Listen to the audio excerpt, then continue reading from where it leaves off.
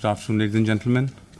Honorable Minister for Communications and IT, Shri Ravi Shankar Prasad ji, Secretary Department of Telecommunications, Shri Rakesh Garg, President FICCI, Dr. Jyotsna Suri, Whole-time Director and Head of New Media at the Indian Express, Shri Anand Goenka, Chairman of the USIBC Digital Economy Industry Group, Shri Joseph Altdorf, and the Global Telecommunications Leader for Ernst & Young, Shri Prashant Singhal.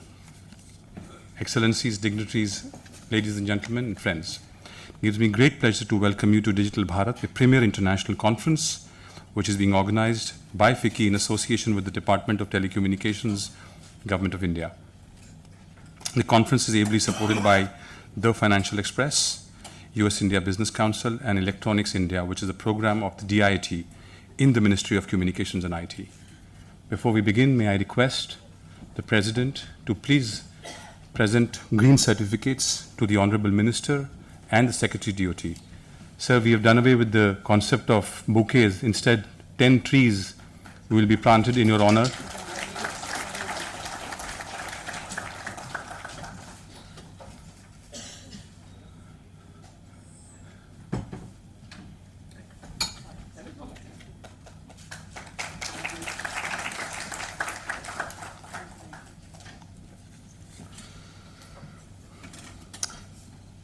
The dignitaries on stage and this august audience are no stranger to the fact that the ICT space, especially telecommunications sector, has been a crowning glory of a perfect example of private-public partnership that has built out a world-class infrastructure that over the last 2 decades has served nearly 75% of the nation's 1.2 billion citizens. Nearly 46% of our fellow citizens in rural India are ubiquitously connected to the state-of-the-art telecom network. But equally, this appreciative audience understands that policy and regulation plays a pivotal role in ensuring the citizens get access to world-class services, whether telecom or broadband, at affordable rates. It plays a critical role in fostering large-scale, long-term, and high-quality digital investments in infrastructure. We are all aware of the severe challenges this sector faced between 2011 and 14. On account of several factors which need not be repeated today. However, after the NDA government was formed in May last year, the Honorable Prime Minister of India, Shri Narendra Modi ji, has given the nation 3 specific, ambitious but actionable programs, all of which are directly connected to the ICT space and digital infrastructure. The 3 being Make in India, Digital India, and Smart Cities. The Honorable Minister, Shri Ravi Shankar Prasad ji, has advanced the vision of the Honorable Prime Minister and the NDA government by dedicating tireless efforts to ensure the success of these programs and through them, the welfare of the Indian citizen. Sir, we thank you for your efforts and leadership. Before I invite the next speaker, here is a quick insight into today's conference, all of which is aimed at advancing the government's flagship programs. We hope to unlock the potential in this room through dialogue. We hope to accelerate investments by enabling discussions and through exchange of ideas. We also hope to maximize the impact of collaborating across the digital economy sector and across stakeholders by taking innovative solutions in the ICT space to advance Digital India and Make in India. Today's inaugural session will be followed by a plenary with some of the most respected parliamentarians in that meeting. They will express their views on whether the next generation parliamentarian is ready to enhance a digitally empowered India. Tomorrow, you are invited to a full day of engaging discussions with senior policymakers and industry experts. The conference will see discussions on broadband access for connecting the next billion, on driving digital infrastructure through Make in India, and then there will be 2 additional sessions on M2M, on which the Honorable Minister released a national roadmap at Vigyan Bhavan only 2 days ago, and finally a discussion to look and expand the already very spirited net neutrality debate which has captivated the hearts and minds of Indians and the political leadership alike. With those words, may I now invite the President of FICCI, Dr. Jyotsna Suri, to share her thoughts with us and welcome the Honorable Minister.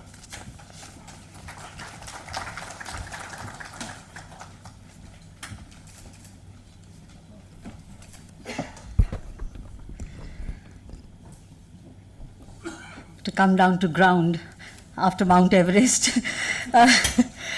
Shri Ravi Shankar Prasad, Minister of Communication and IT, Government of India, Shri Rakesh Garg, Secretary DOT, Mr. Joseph Aldaf, Mr. Anand Goenka, Mr. Prashant Singhal, senior government officials and dignitaries from the industry, friends from the media, ladies and gentlemen, namaskar. I extend a very warm welcome to all of you to the first edition of this new flagship event of FICCI dedicated to Digital India. I am grateful to our guest of honor, Shri Ravi Shankar Prasad ji, for being with us today. Sir, we are highly motivated by your presence and look forward to hearing from you more about the Digital India program and the way forward. Shri Narendra Modi ji's led government has been hyperactive in its very first year and has launched several initiatives, including the Make in India, which, if successfully implemented, can transform our country. It is encouraging that the Indian government is prioritizing technology as an enabler for the transformation and development of our country. However, to reach the desired goals, it is extremely important to develop an environment which nurtures government-industry dialogue and partnerships. Sir, we need to understand the nature of the opportunities being offered by the government programs like Digital India and Make in India.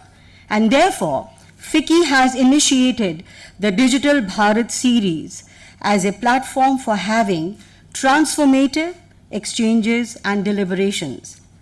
During the course of the next 2 days, Digital Bharat will see several issues being discussed, like emerging technologies, driving digital infrastructure, major challenges in implementation, ease of doing business, and, of course, encouraging investments. I thank all the dignitaries on the dais, the delegates, and all of you who have taken the time out to be here with us today. I am looking forward to extremely informative and rich discussions. Thank you all. Namaskar.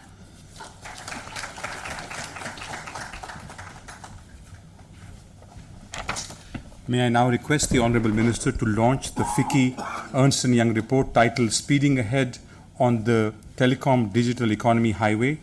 Honourable Minister, this is an outcome of nearly a year's work which began before the NDA came to power, identifies several critical issues and challenges. Thank you for launching the report.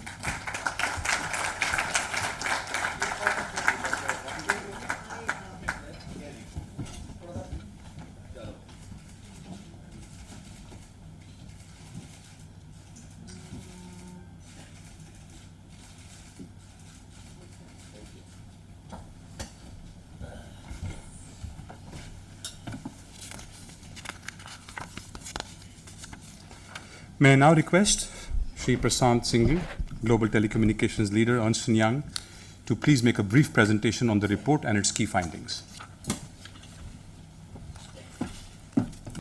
So while we are putting on the presentation, good afternoon, Honorable Minister, Shri Prasad ji, Secretary DOT, Shri Garg ji, Virat, Ma'am Joshna, Joseph, and Shri Goenka. Thank you very much for giving us this opportunity to present our report. The timing of this is the most appropriate. Digital Bharat is what we are eagerly awaiting for. As of now, we are at the cusp of a revolution in this country. We have the new government. It has been a year. We have a new vision. We have a new leader, and the leader has paved the way for us for the next 10 years. I would like to just pick up one line that the Honorable Minister said, which is that let us together serve the nation. If each citizen takes one step forward, we as a country takes 125 crore steps forward. This is a very telling statement. What it really means is we as a country would progress in a leap. Nobody can progress individually. We will have to progress together. Population clearly is the biggest asset that we have. It is the 35 less than 35-year population, which is almost 65% of the total population that we have, and that is what is going to drive the ICT revolution in this country, or the Digital Bharat revolution in this country. What is really Digital Bharat? Digital Bharat is 250,000 villages connected with broadband.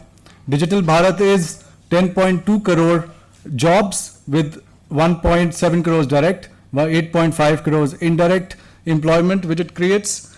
Digital Bharat is e-governance and services on demand. Digital Bharat is net imports to be zero by 2020. That is what we understand as Digital Bharat.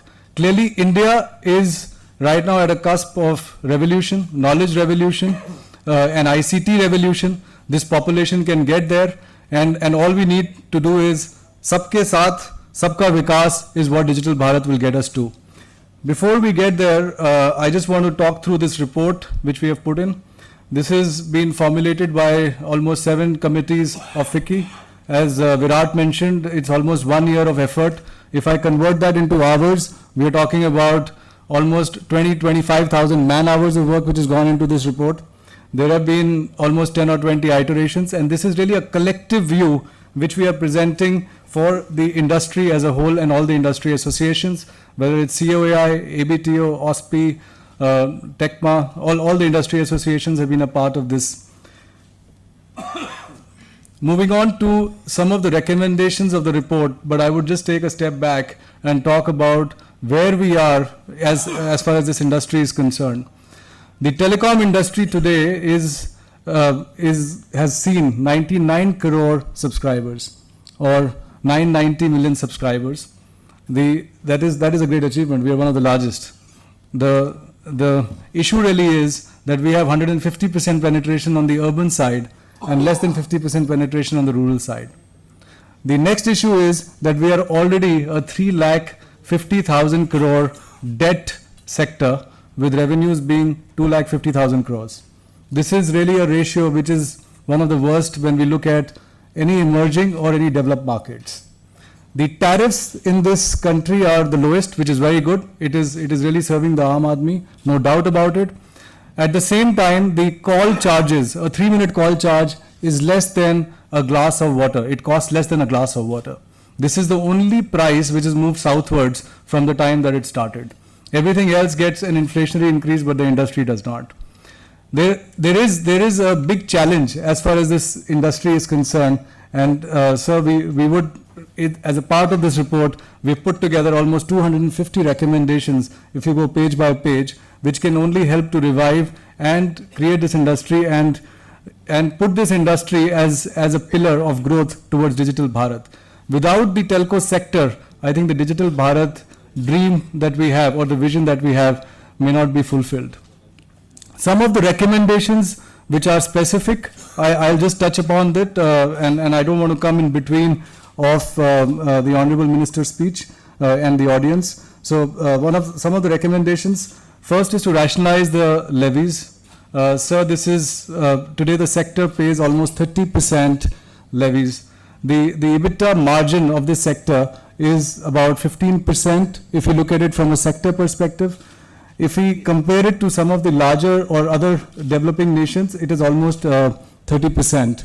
So we are underperforming vis-a-vis the other emerging countries. Levies add up to almost 30% of the revenues, which are direct tax, indirect tax levies, as well as the revenue share levies. So the request is for us to rationalize these levies. The second point is spectrum.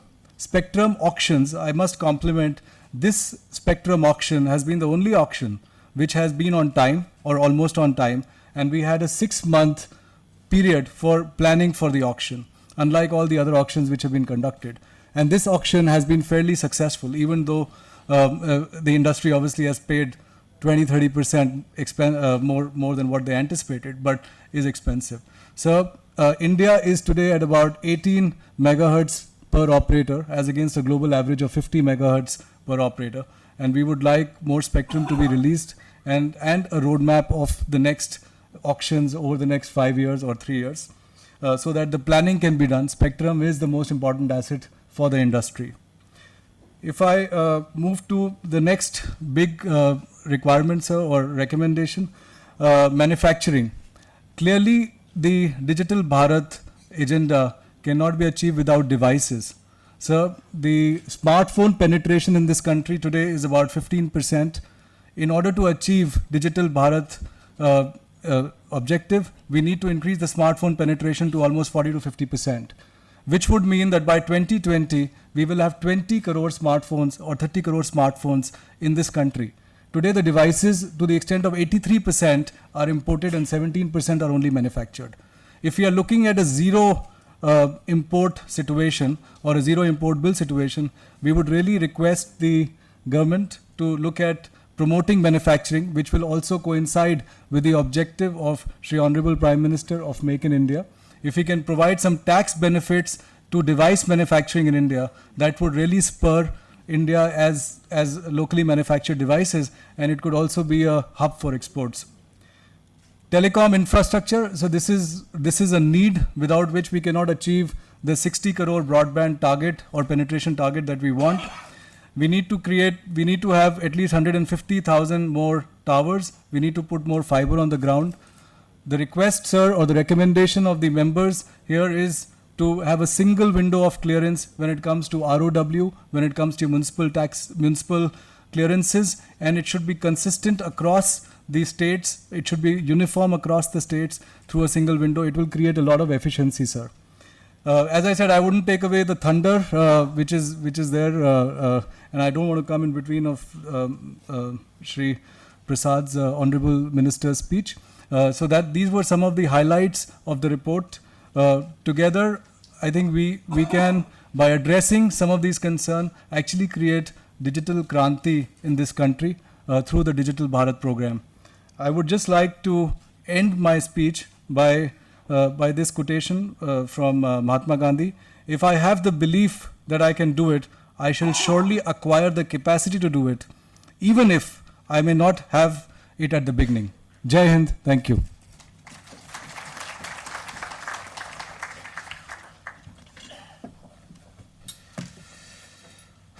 Thank you, Prashant.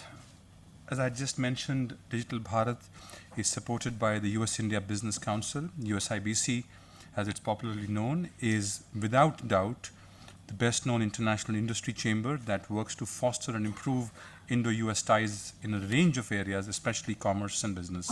May I request Mr. Joseph Alhadeff, Chairman of the USIBC Industry Group, who is a keen watcher of India and a big supporter on international forums of India, to share his thoughts.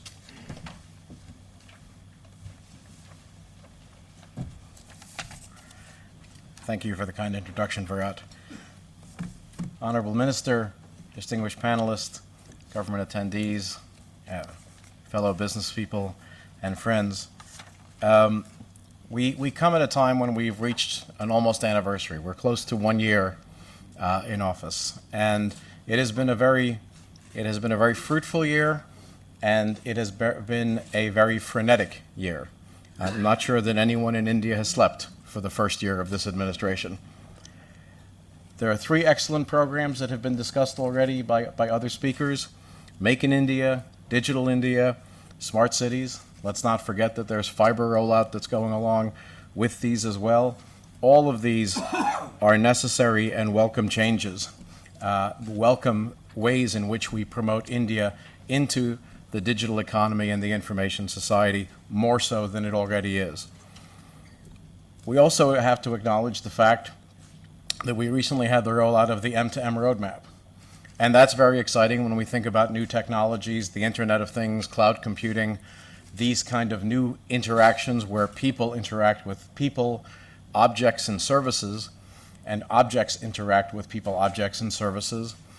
In cloud-based solutions with analytics, this is the world we live in today. This is the world we have to capitalize on tomorrow. These are the programs that will help move us into that space. When we look at that space, we clearly know that that space is a space of technology. It is also a space of policy. But when we look at both technology and policy, especially in technology, we understand the importance of global orientation of the standards. in order to integrate into supply chains, in order to be part of a global community. Because India is not only a domestic economy, it's a global economy. Nothing has shown that more effectively than the BPO industry. So as we look at this, we understand the need to look at these global policies and global standards and the need to be consistent with them as we roll out new technologies. When I think about the three programs, and I think about the speed with which they were brought out, some issues will obviously occur in those programs as a result of that speed. One of them is we probably need to have more enhanced cooperation across the projects to make sure that we are building things efficiently and effectively across all the projects and not in any case reinventing some things which shouldn't have to be redone. We are very gratified by the fact that Make in India is defined as a race to the top exercise. It is not a question of how can we force you to manufacture in India, it's a question of how can we make you want to manufacture in India. And that is the positive way in which we incent that manufacture. And that allows India not just to be a domestic producer, but actually a global exporter as well. And finally, there is nothing that is more music to businesses' ears than the concept of the ease of doing business. Because the ease of doing business is the language we talk best. And when there is no ease of doing business, that's when the language is interrupted completely. So we are tremendously gratified that India has placed such a large focus on the ease of doing business, the total cost of compliance, making sure that bureaucratic burdens are in check, looking at policy frameworks and making sure there are consistent legal outcomes, because otherwise those would needlessly limit the potential that India has. With that, I would note that I believe the minister may be traveling to the United States in the near future or coming months. If so, we would be happy to host you and do a policy dialogue. I'm sure you get many invitations, so I thought I'd throw mine in the ring, and I'm sure we'd be happy to work with Vicky in making sure your trip, whenever it occurs, is a success. And finally, I do want to thank the organizers. I do want to thank the organizers of the conference for inviting us. We very much enjoy the participation. We think it's a very interesting and successful concept, and we wish them all the luck in this as the first of many of these events. Thank you.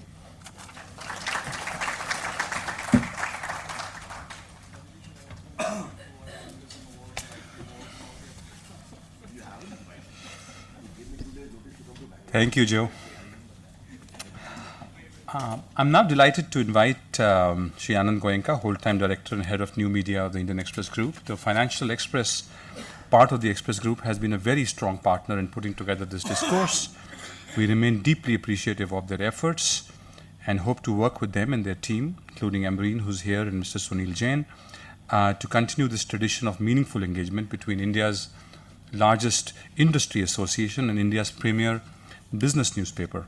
Shri Anand Goenka.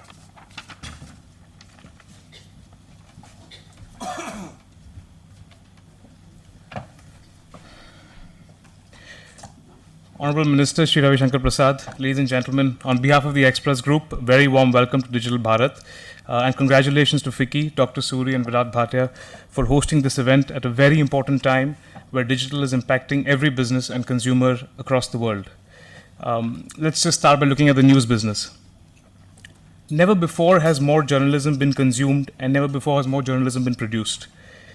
Never before has Indian Express reached a minimum of 5 lakh people every morning outside of India. Raviji, the World Cup was happening right now. 1 lakh people logged on to IndianExpress.com from Spain. So I'm not plugging Indian Express here. I think you'll see similar trends in most other organizations. But just a few data points. There are a few newspapers in the country who sell many more copies than we do. But the fact that we are read far more than all of them, barring one, on digital platforms, I think goes to show just how democratic the medium by its nature is. Someone once said that free speech is the right of every citizen, whereas free press is the right of every citizen who can afford to own one. So I think the internet changes all of that. I think we must protect the democracy of the medium and figure out how to create a sustainable and rich content environment. Because there's immense value in high quality content. I think recently the fact that Verizon acquired AOL for $4.2 billion, or earlier that Comcast acquired NBC, goes to show that distributors too realize the importance of high quality content. one of my favorite accomplishments of Digital Bharat, as so far that is in its progress currently, are the inspirational stories of several multi-million and billion-dollar companies created by brave, hard-working, and imaginative 24-year-olds. I cannot overstate the extent to which these success stories are encouraging young India to dream bigger and aspire higher. We also know just how effective the internet is in getting healthcare and education to reach people in remote parts of the country. And we've also witnessed how digitizing governance has made administration far more efficient and transparent. So I think the fact that we must work for and that we need a more digital Bharat isn't up for debate. But how we get there in a sustainable and fair way requires debate on many issues, like those that will be presented here today and tomorrow. Net neutrality has already been mentioned. Keeping the young consumer squarely in the middle of the debate is critical. Encouraging further private investment in broadband infrastructure, and taking advantage of this burgeoning industry by making in India. These are all critical conversations that we hope will help us in creating a sustainable and consistent regulatory policy. At the Express Group, through our numerous events and opinion pages, both in the Indian Express and Financial Express, we're doing our part to put forth intelligent, evolved points of views on these issues. And I can see that as an industry body, FICCI is doing a phenomenal job as well. So again, congratulations to FICCI for putting this together, and we're looking forward to a wonderful session. Thank you.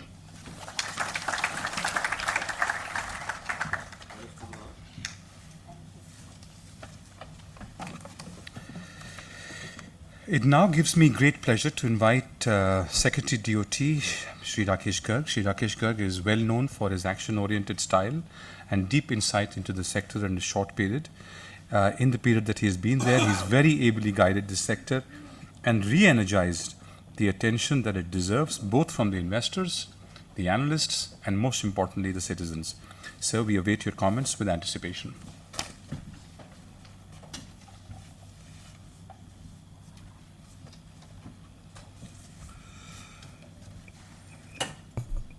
Thank you very much, Mr. Virat Bhatia ji. Honorable Minister for Telecommunication and Information Technology, Shri Ravi Shankar Prasad ji, Dr. Jyotsna Suri ji, Shri Anand Goenka ji, Prashant Singhal ji, Mr. Joe LRF ji, and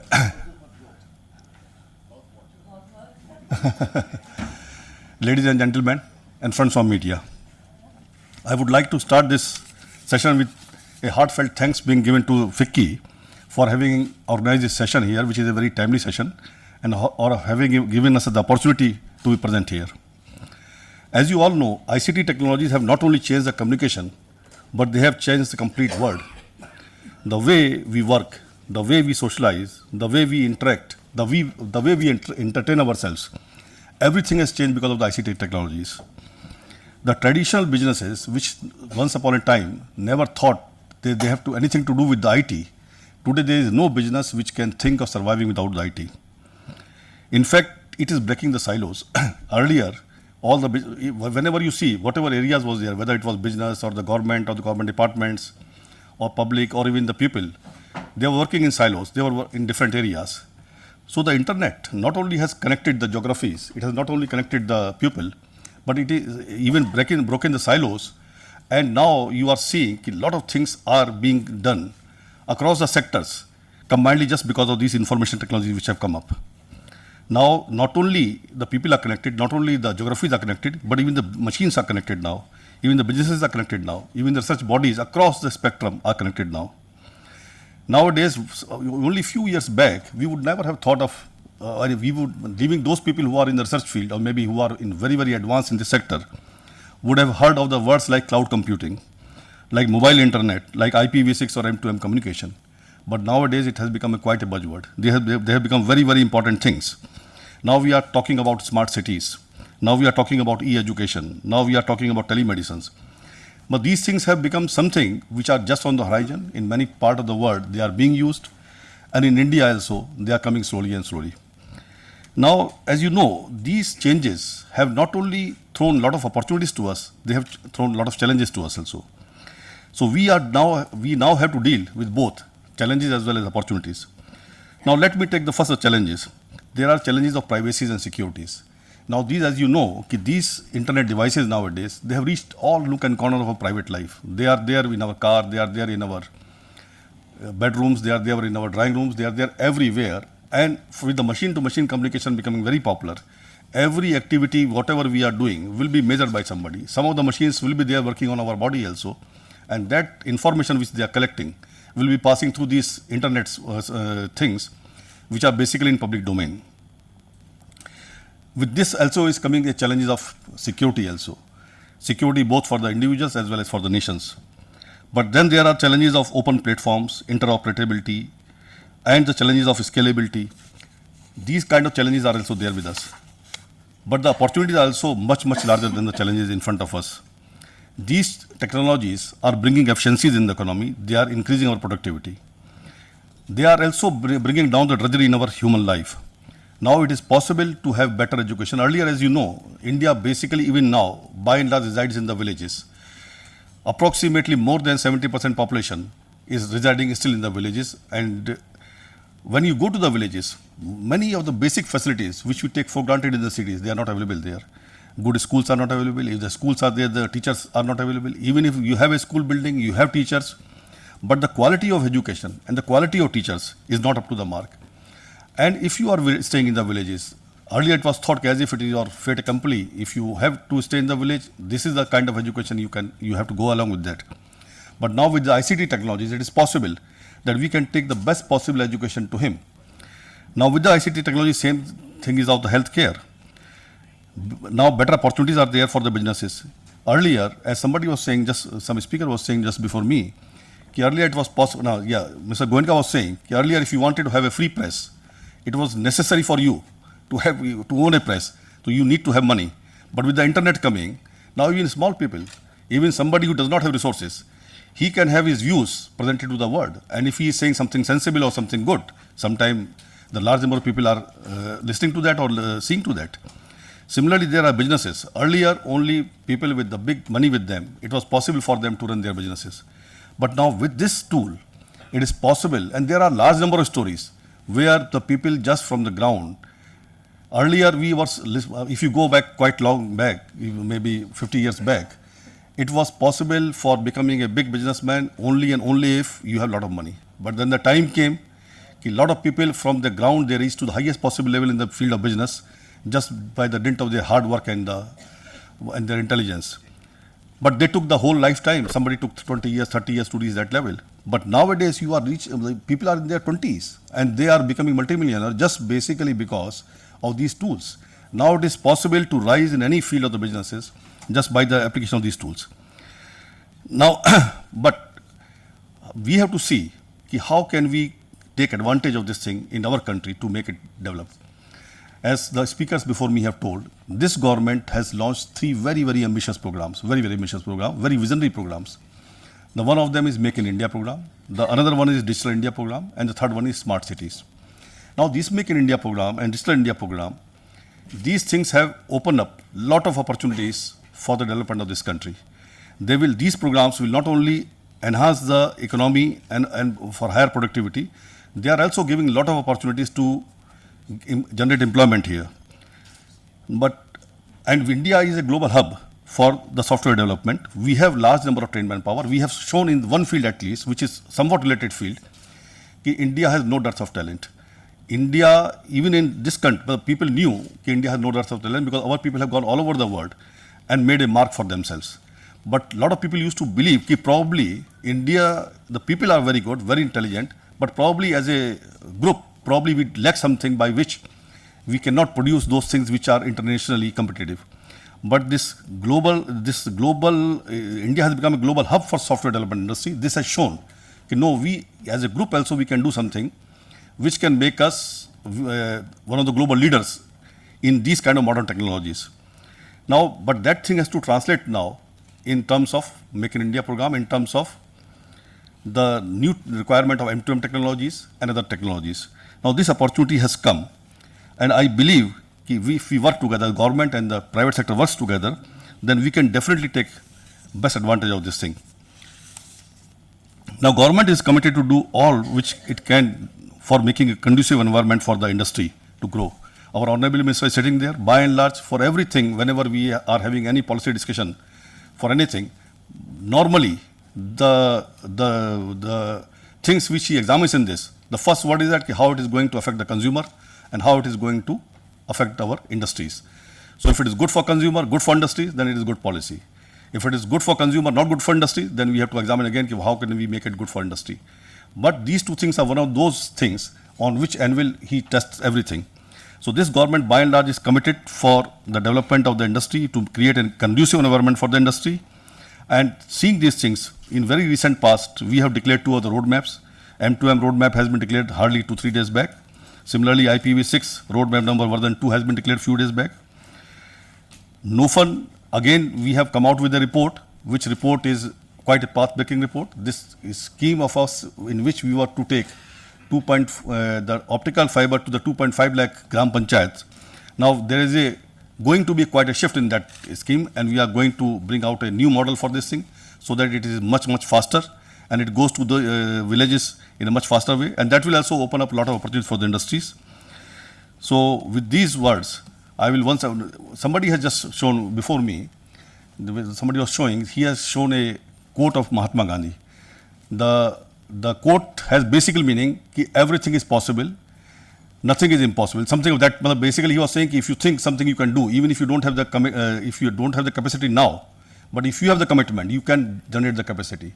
So what I mean to say is making Digital India possible, making smart cities possible, and but for making it possible, the industries and the government have to work together. So with these words, I will once again thank FICCI for having invited me here, and we believe we work together for the development of this country. Thank you very much.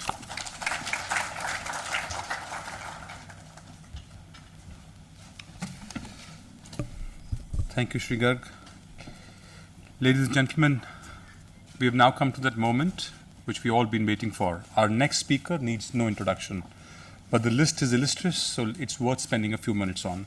A master's in political science, an eminent lawyer, a senior advocate in the Supreme Court, member of Parliament, a minister in the last NDA government who handled not one but 3 ministries, coal and mines, law and justice, and information broadcasting. He introduced wide-ranging reforms in radio, television, and the animation sector. He's led India at the non-aligned meet. Not to be undone, he was the leader of the opposition in the Rajya Sabha, the deputy leader of the opposition in Rajya Sabha, the chief national spokesperson, and the general secretary of BJP, and now the Union Minister of Communications and IT. In his time in office, has been of great success for the citizens of the sector as a whole. His single-minded focus on consumer interest and attention to detail has helped expand investments, including FDI, substantially during the last year. I'm not sure if the Honorable Minister keeps numbers, but during his tenure itself, 70 million first-time citizens have got access to mobile phones. This is larger than the population of United Kingdom, so essentially we've added an entire UK to our mobile population. Even better, nearly 85 million new internet subscribers have joined the digital economy on his watch for the first time in their lives. New policies such as the M2M roadmap have been rolled out. Enormous work is underway on Make in India program within the DIT. We all have very high expectations from this program. In less than a year, Shri Ravi Shankar Prasad has left an indelible mark on this sector. Ladies and gentlemen, please put your hands together and welcome the Honorable Minister, Shri Ravi Shankar Prasad.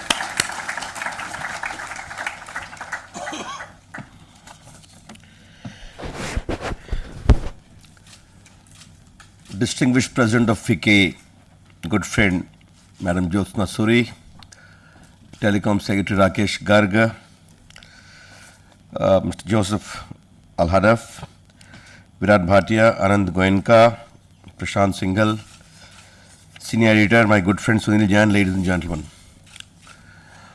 I normally don't keep datas, but thank you Bhatia for reminding me, and Rakesh Garg, we have done something, isn't it?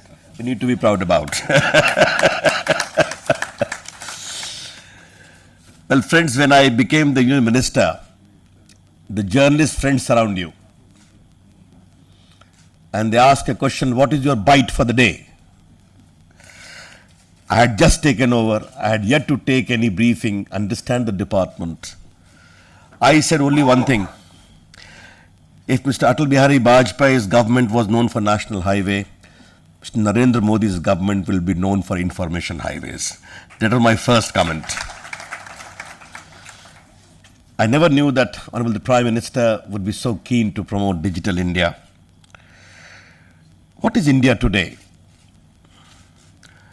970 million mobile phones, 97 crores, 0.5 crores. In a population of 1.23 billion, very soon we'll have 1 billion mobile phones in India. 300 million internet connectivity. I have set a target for 500 million. And Joe, a debate is going on whether we have surpassed USA internet penetration or not. Some say we are still behind you, some say we have surpassed you, but there is a common agreement that we are behind China. Our ambition is that we are very soon going to surpass China also. That's the target I have set. The tele-density, as was rightly pointed out, is 149% urban, 47% rural. That's a grey area. Well, ladies and gentlemen, how India is changing. Much of this has happened in spite of no support of the government. A lot of this has happened in spite of the government. I don't want to reflect upon my esteemed predecessors in Sanchar Bhavan, but all of you understand what I am trying to hint at. My first job as a minister was to restore confidence of my officers. And let me be very candid today. Very good officers, hard-working officers have been wronged for reasons beyond their control. The first and foremost job was to restore their confidence. And the spectrum auction was my test. I had to introduce good governance and give the assurance of complete independence and transparency. And I had set that benchmark because I knew the kind of hope we have generated in the country. If we can assure complete fairness in the process, give good governance by bringing in all the spectrums available, they are changed from here to there on issues of earnest money. We had a discussion with all the stakeholders, and the rest is history. And once the process started, we were completely away from it. I saw a lot of talk in the newspapers of deficit of spectrum. Something was pending with the Defense Ministry for 6-7 years. I got it set right. Defense bands, swapping, harmonization, some are pending. But one statistics I would like to share today. About 470 megawatt was up for auction. Only 170 megahertz was something which was under operation of existing players. 300 was completely free. And yet we could save something. All was not sold. Therefore, this whole kind of talk or whispering campaign that there is spectrum deficit ultimately turned out to be incorrect. Ultimately, how you conduct yourself gives the message. And the first and foremost message which I want to convey to the industry here today, that a spectrum auction in future shall also be conducted in a fair manner, in a reasonable manner, in a timely manner, so that the industry does not have any cause for uncertainty or ambiguity. Which we shall discuss with all of you. But the roadmap will be well disclosed to you in advance so that you can prepare yourself, as was rightly indicated by Mr. Bhatia, how we did this time. Anand Goenka was talking about his number on your newspapers. The number is a fascinating subject. And this incident I have shared with some other get-together also. I had gone to Cochin in an official meeting. And my state BJP president said, Ki Raviji, a family wants to meet you. Very keen. I called them, they came to guest house. Their daughter Anamika was about 7 to 8 years old. She was very keen to meet me. She came rushing to me, hugged me and said, "Sir, I always watch you in television debate, particularly on Times Now. And I don't even ignore even cartoon show for that." I hugged her and I take a photograph. I put it on my Facebook page, met young Anamika, said she was so impressed, deeply humbled by her love and affection. And thank you, Arnav, never knew you were so popular, including your channel. Ladies and gentlemen, I got 1 million hits, my highest ever, 10 lakhs, 60,000 comments. And one was the best. "Mr. Prasad, young Anamika did not miss the cartoon show because Arnav's show even otherwise is a cartoon show." This is a new India. It's a different India. It's an empowered India. Indians want to be engaged. Sunil, you'll be surprised to know that nearly 40% of this travel is through e-ticketing. I never knew that. Airline to train. Maybe the speed is not that frequent which you need to address. And for me, the most telling moment is that whenever I go to the airport, I see a young, old lady, not very literate, telling the CISF wala from her mobile phone, "This is my PIN code, allow me to go inside." This is how we are changing India. Well, ladies and gentlemen, what is digital India? Digital India is to bridge the divide between digital haves and digital have-nots. Digital India is designed for digital inclusion. Digital India is more for the poor, underprivileged. If you ask my concept of digital India, I would like to see a mason, a carpenter, an electrician using his smartphone in quest of better business and job prospects. That's what digital India is about. Therefore, I always say, ladies and gentlemen, digital India is something which we owe to the people of India. Digital India is something which we owe to the posterity of India. And therefore, digital India is party neutral. Digital India is ideology neutral. Digital India is state center neutral. This is a concept in which the center and the state have to work together.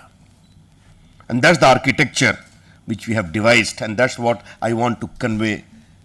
And yes, in this big success program, all of you have to play a big role. The operators, the industry, FICCI, Jyotsna, and all have to work together. Mr. Garg was talking about National Optical Fiber Network Program. Yes, it is an ambitious program. Connecting 250,000 cluster of villages, Gram Panchayat, in a time period of 3 years. Don't forget, Joe, it will be something interesting for you to know. We laid down 1 million fiber in India in 30 years. We are planning to lay down 700,000 kilometers fiber in 3 years. That's the big idea we are having, trying to make a change in India. Therefore, it is a big job. And as Rakesh ji pointed out, we considered a committee, the PM was monitoring it, it is a mission mode program.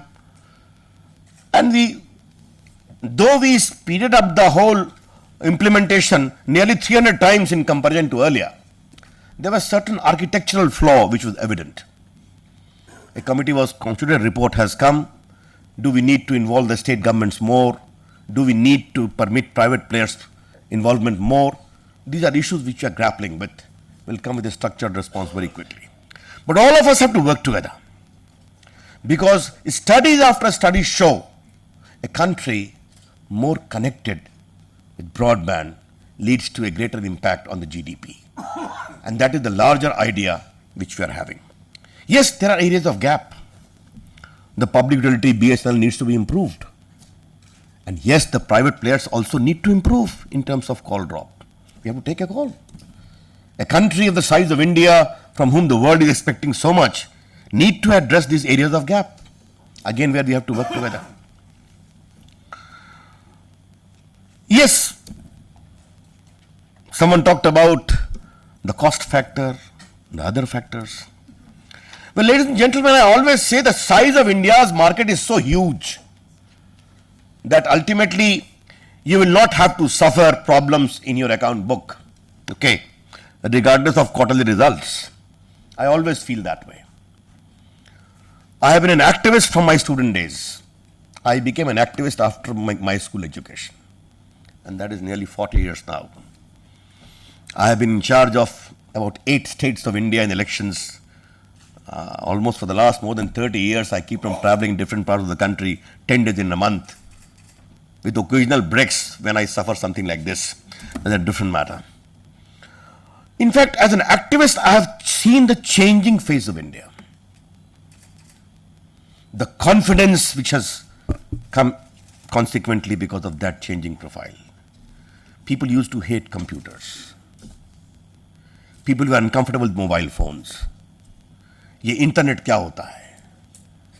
And see how they started adapting, understanding, incorporating and utilizing these devices. Let me tell you, I am also the Postal Minister of India. We have got nearly 1,54,000 post offices in India, out of which 1,34,000 are in rural areas. Apart from computerizing them, I am emphasizing on them the need to become a part of digital India. Mobile payment bank is our request pending with RBI.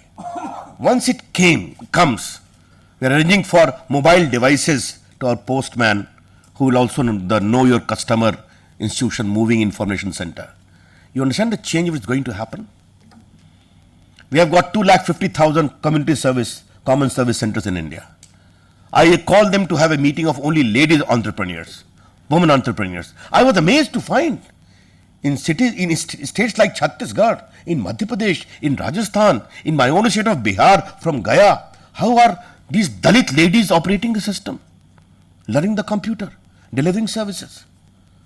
And it is very important for all of you here to kindly see for yourself how India is changing at the ground level. And therefore I say digital inclusion. That's very important. Well, ladies and gentlemen, I cannot say internet condition today is very good, but we have to improve it. Broadband penetration is because of that. I see a big role for retailers in the field of internet distribution. A little more structured. I see a big role for Internet of Things in future.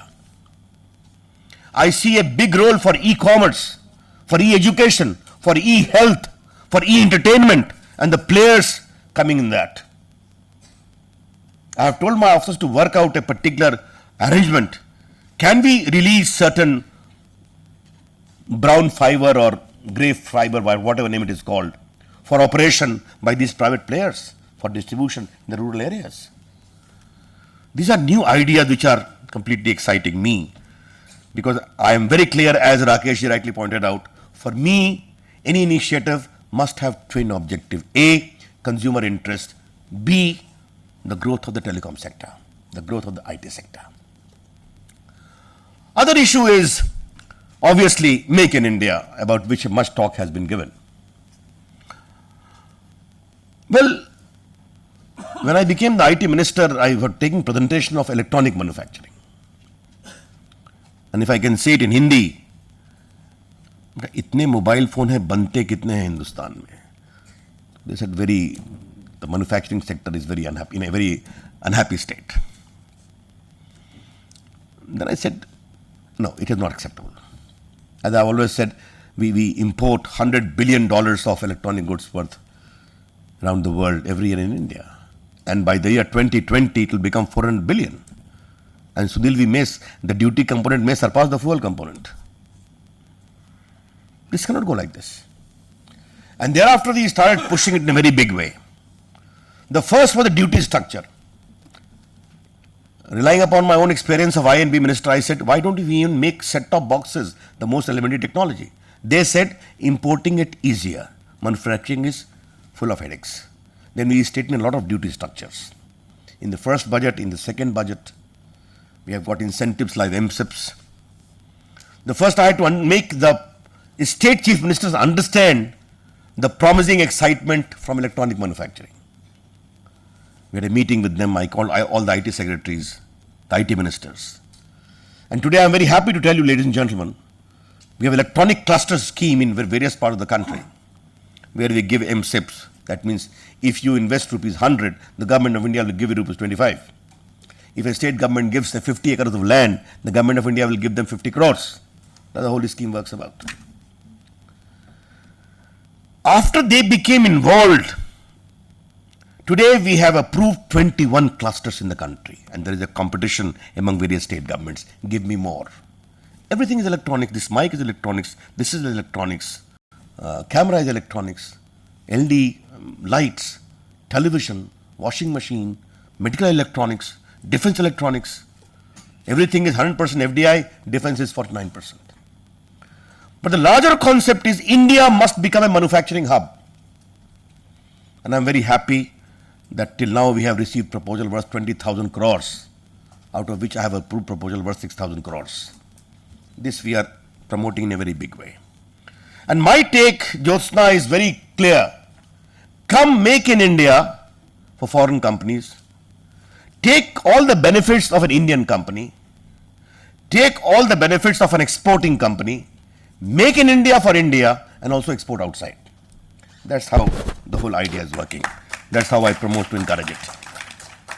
Therefore, this Make in India coupled with Digital India, it will never succeed unless you make it a Skill India. And for even simple thing, someone told me that when you lay a broadband, the welding of two broadband breaking points, it needs specialized training for welders, which a common welder cannot do. But yes, you need to develop that. Therefore, I would request Vicky, Jyotsna, can we work together in a more focused way as far as skilling people at the base level is concerned? Skilling at higher level is available in abundance. How can we leverage skilling at the base level, at the middle level in the field of technology?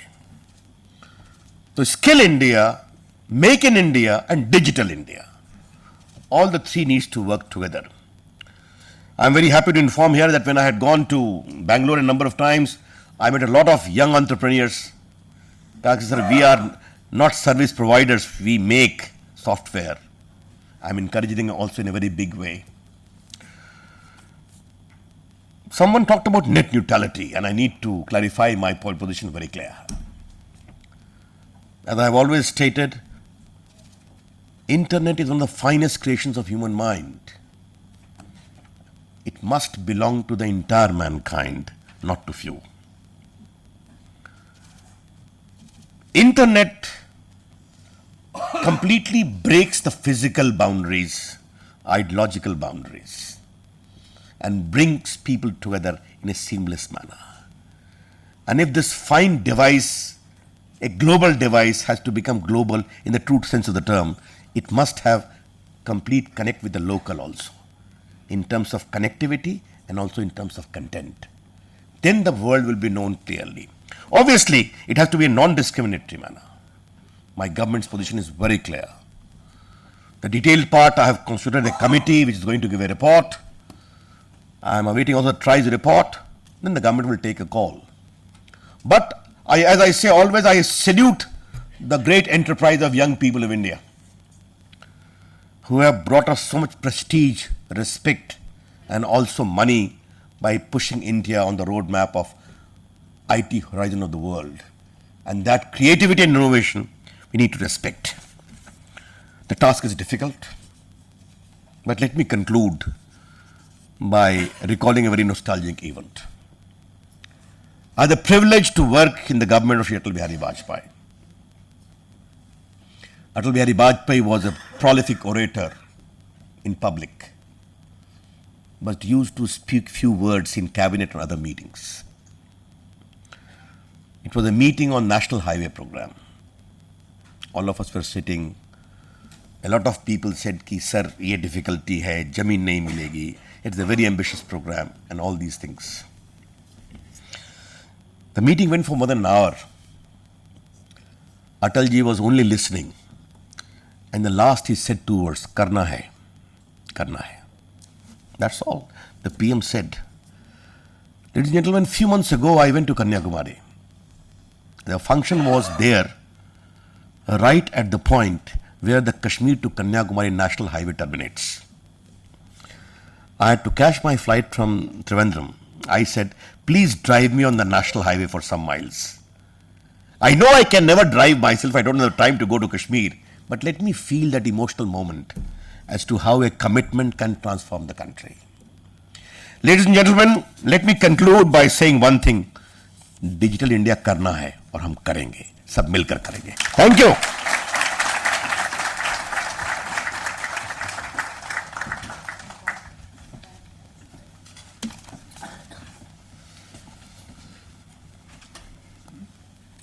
Shri Ravi Shankar Prasad ji, Minister for Communications and IT, Government of India, Shri Rakesh Garg, Secretary DOT, Dr. Jyotsna Suri, President FICCI, distinguished panelists, ladies and gentlemen, friends. We've come to the closing of this extremely sagacious inaugural session of Digital Bharat 2015, which has been modeled to supplement the government and industry in realizing three of the most talked of programs this afternoon: Digital India, Make in India, and Smart Cities. It's my privilege to propose a vote of thanks on this occasion on behalf of FICCI and myself. A very hearty vote of thanks to the Honorable Minister for his presence and for enlightening the audience with his thought-provoking words, especially on digital inclusion. Sir, I'm not sure if you remember, but your first big public outing as soon as you became the Honorable Minister was in this room with FICCI, and so we thank you for coming here after a year.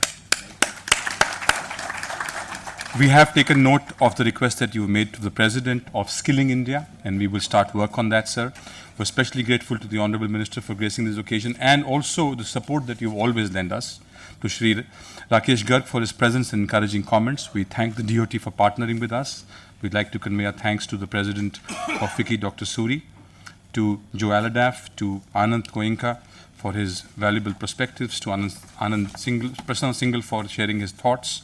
We'd like to thank our sponsors, Google, Cisco, Vodafone, Ericsson, whose support is very valuable, the media who's present here. And finally, I take the opportunity to place on record my hearty thanks to the FICCI Secretariat, led by Dr. Didar Singh and Sarika Guliani, who's been in the front lines of arranging this conference and making it a great success. Ladies and gentlemen, many thanks for being here. I request you to be seated. The Honorable Minister has spoken about party-neutral Digital India. The next session, within a few minutes, is a parliamentary panel across party lines. We'll have Ms. Meenakshi Lekhi from BJP, Shri Jay Panda from the BJD, Shri Manish Tiwari of the Indian National Congress, and Shri Pawan Verma from the home state of the Honorable Minister from the JDU, who will now there will soon take center stage, and the session will be moderated by Mr. Sunil Jain, Managing Editor of Financial Express. We'll begin in about 10 minutes. Thank you. Thank you.